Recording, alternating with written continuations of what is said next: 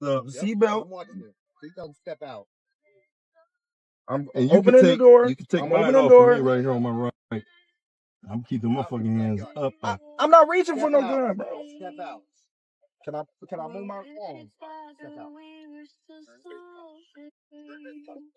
Yeah, that's crazy. Oh, is all that serious?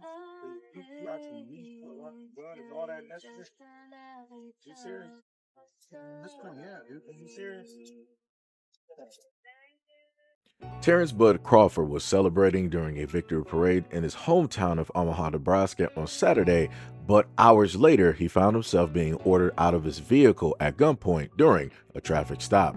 Video surfaced on social media that showed police speaking to Crawford with guns drawn as the boxer, who is just days removed from his win over Canelo Alvarez, cooperates while stating, quote, "I ain't reaching for no gun," while keeping his hands held high. The police officer is seen patting Crawford down before the video comes to an end. Police later issued a statement stating that just before 1:30 a.m. local time, officers stopped a vehicle that was driving recklessly. During the traffic stop, the police officers observed a firearm on the driver's side floorboard. For safety, all 4 occupants were ordered out of the vehicle at gunpoint. The driver of the vehicle was identified as Crawford and issued a citation for reckless driving.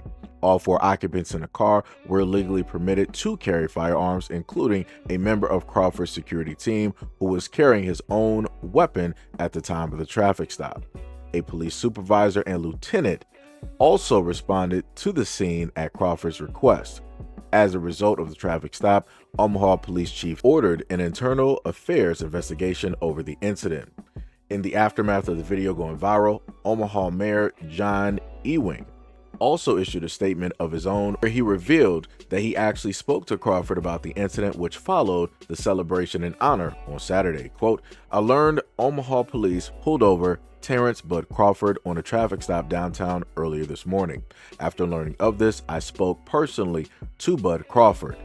I acknowledge the seriousness of what occurred and how trust between law enforcement and our community is important and shows the need to be continuously vigilant about building relationships.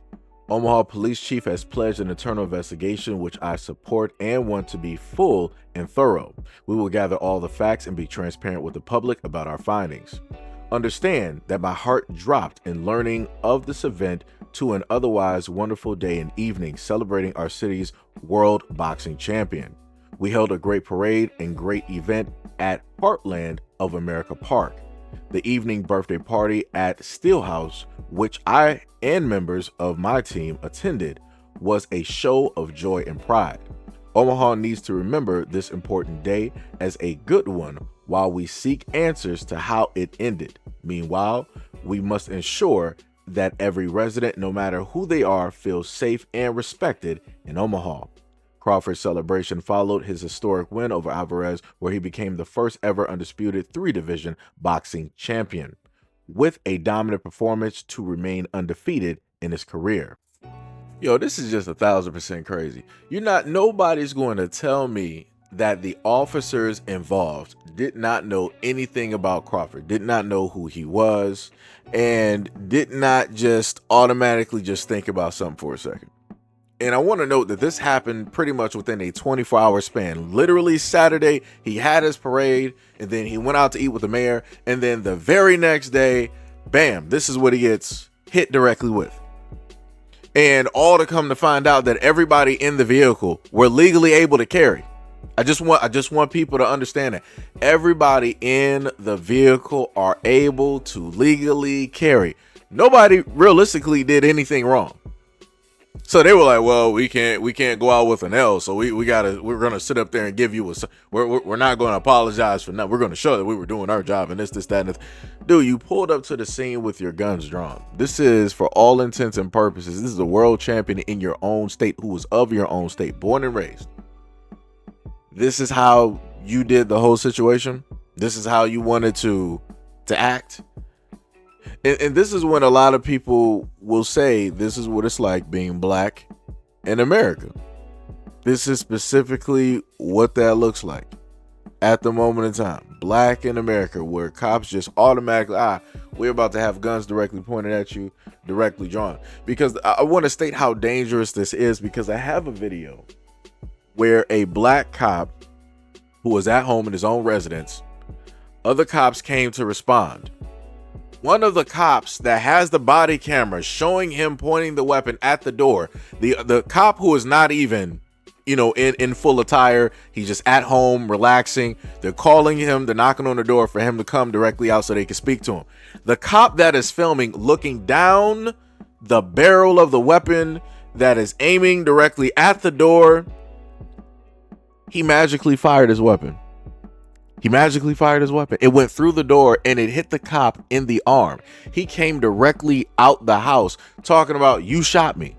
And the dude was like, no, I didn't. Huh? We see you on the body cam that you shot. So all I'm trying to say is that this is how dangerous this is, where you even have cops aiming at other cops that are not even there.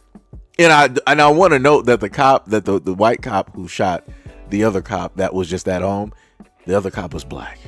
So again, I'm just trying to get this directly through to a lot of people on how easy it is for these cops to supernaturally, quote unquote, as they like to say, misfire their weapon whenever that there is somebody black, or a theory or an imagery of somebody black being there. Magically, it's all types of weapon misfires. Magically, all these incidences and accidents can happen, and now you got to deal with an internal investigation and all this other type of stuff. People on desk duty, or people are just out for the week up until further analysis is done to show if there was any type of evil intent. I don't got no time. And then I always see white folks directly online trying to give an excuse, trying to give a reason. Like, oh, well, if he was driving recklessly, then that's don't nobody, shut up. Just shut up. Just 1000% shut up. Like I said before, this is why I have not done a lot of videos showcasing what police specifically do to white Americans anymore, because it's like, it don't matter. It doesn't matter to give them that information, because they don't realistically care. They don't care whatever bad that their cops do. They don't care. It's whatever it is.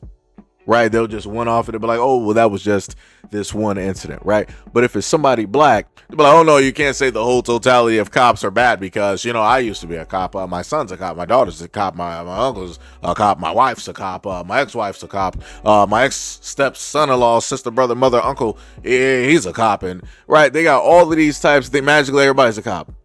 And everybody's been a good cop for the last 50, 40 years.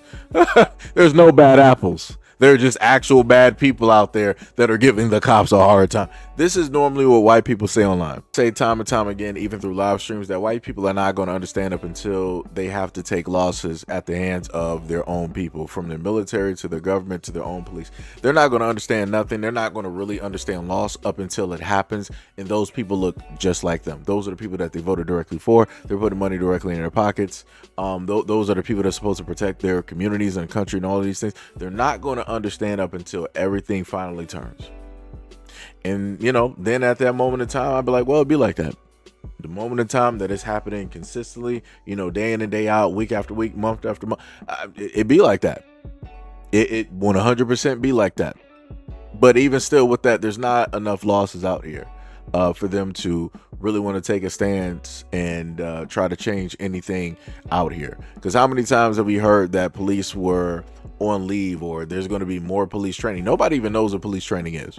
I don't even know specifically what that is. Nobody can even give a rule book or a guide or show a videotape of what more police training specifically is. I don't even believe it's even a thing. It's just something that they say just to calm down everybody else so that people can focus in on something else. Like I said, all I'm saying is at the end of the day that, for the black men out here, no matter how high it is that you get, no matter what you represent, they still see you as black as at the end of the day. They still deem and see you as something to fear. Because again, another group of guys would not really deal with this. You really think that a white boxer would have dealt with something like this, where there's like guns drawn? Or nah, they would have had a nice little chit chat, nice little conversation. But like, yo, man, I wasn't gonna, pretty much say anything, but you really should put that gun, in the holster, all this. Like I said, the conversations, the tone of which that white folks talk to other white folks is vastly different versus the actions and the tone that they have when they speak directly to black people. White people don't understand this because, again, they're not on the whole other side to get a full, well-rounded understanding. They can only theorize and go off of what it is that they feel. Not know, but what it is that they feel. But anyways, let me know what you guys think about this video and everything. Now listen in the comment description below. And as always, peace, love, and stay tuned for the next video.